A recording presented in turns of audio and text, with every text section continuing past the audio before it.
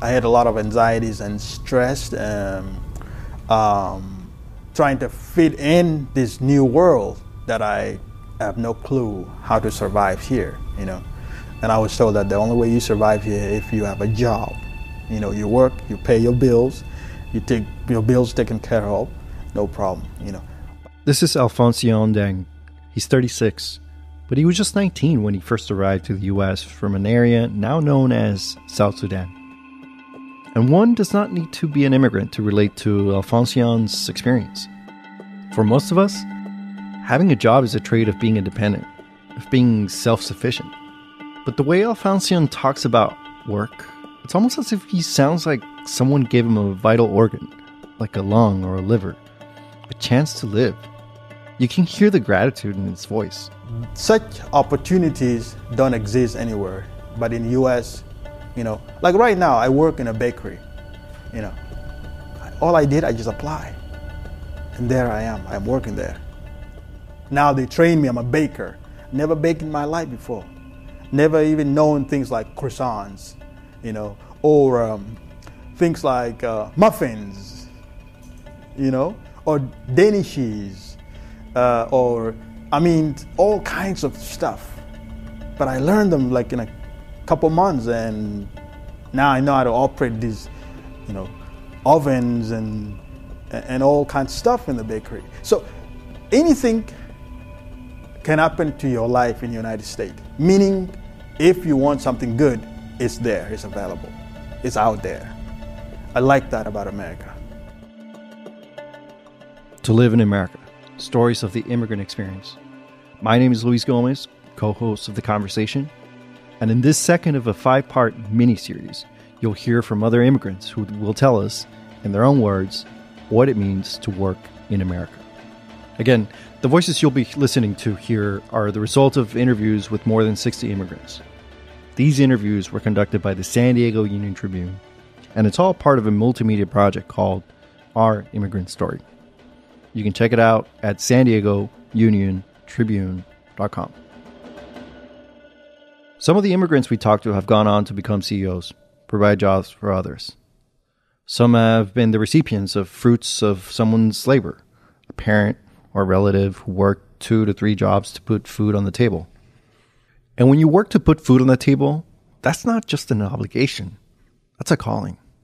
It's a calling to something greater than yourself.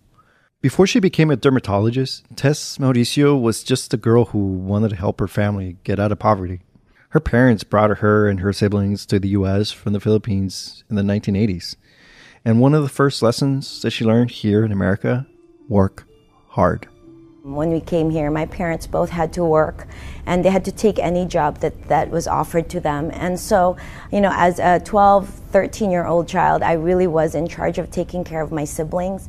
And I also felt some of the financial obligation. And so I applied for my very first job at McDonald's, and I, you know, told them I was older, but that was the job. And the best thing about that was at the end of the night, I could bring home some food for my siblings. And I had a lot of drive to really help my parents get out of the financial situation, get out of poverty. And I felt like, you know, I was blessed by God to have a good brain, and I worked very hard, and I studied and got scholarships both to UC San Diego, and I graduated summa cum laude, and then I got into Stanford Medical School. And throughout high school and college, I was working. You know, I was a door-to-door rainbow vacuum cleaner salesperson. I was in real estate. I was a telemarketer.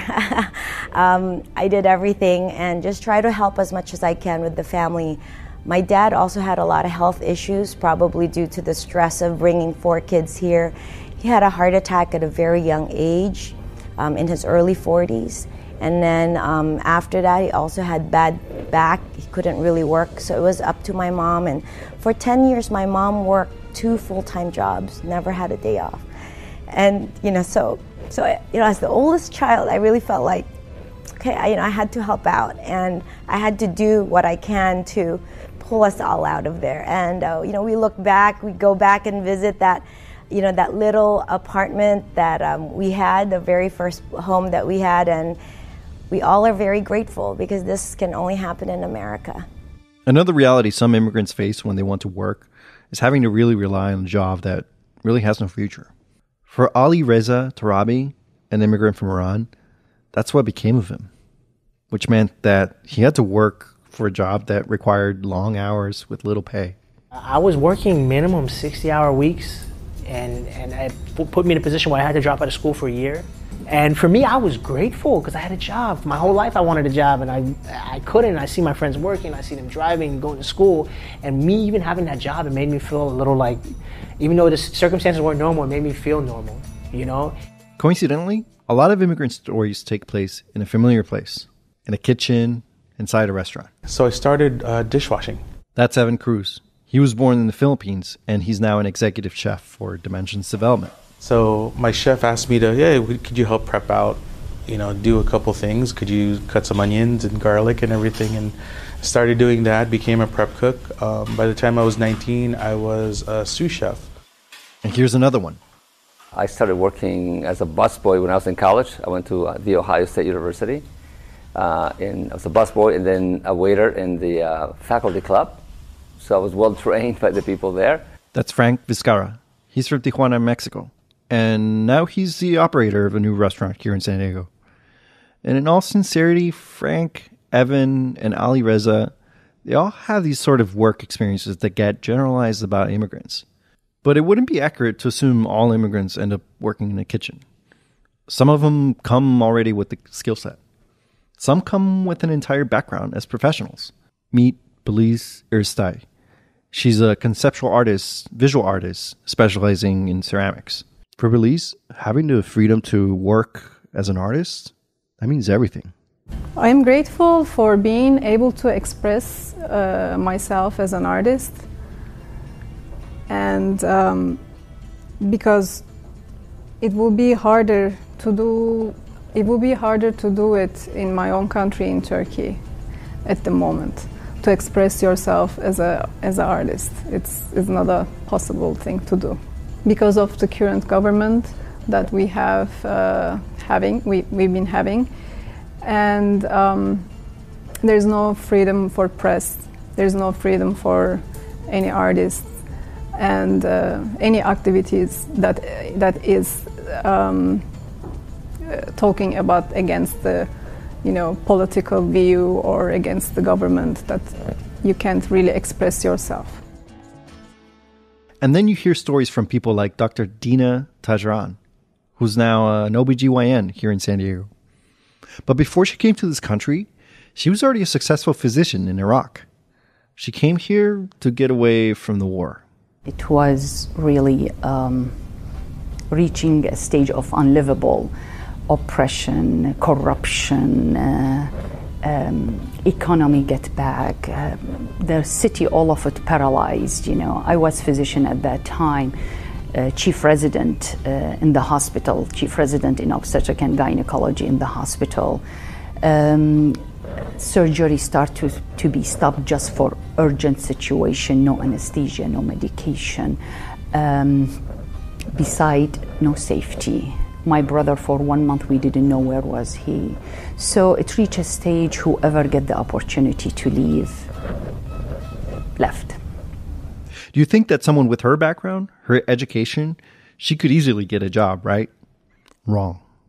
Even with her experience, Dr. Tajran soon learned that she had to work her way back to where she was professionally. It's just you come here by yourself, nothing in your hand, just whatever you built in your brain, and with a degree that's not accredited here, so you have to start from zero to build yourself, to be in medical school back again, So equalized my degree, went through the exams, and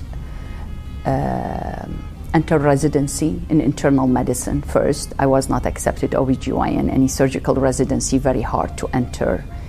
And then, you work hard, you dedicated, do your job. Then I was chief resident in internal medicine, second year spot open OBGYN. I was offered this spot. I was resident of the year every year, and finished 2 residencies here in the United States. The transition to working in a new country is already a challenge. But there's another sort of unspoken challenge immigrants face in making their work into careers.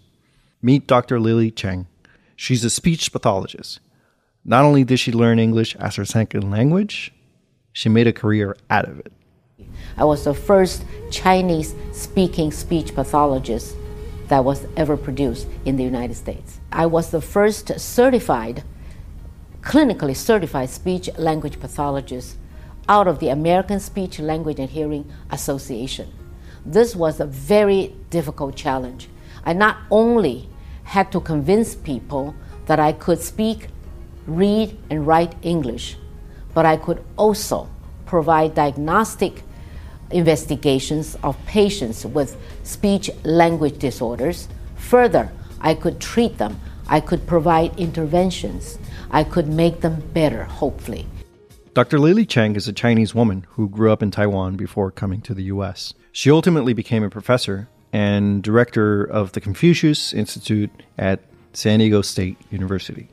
After decades as a speech pathologist, however, she still feels like she has to defend her career choice and her love of the English language. Because of the way I look, I am ethnically Han, which is part of the Chinese majority group. People always stare at me and ask me, how come you speak English? And this is the biggest challenge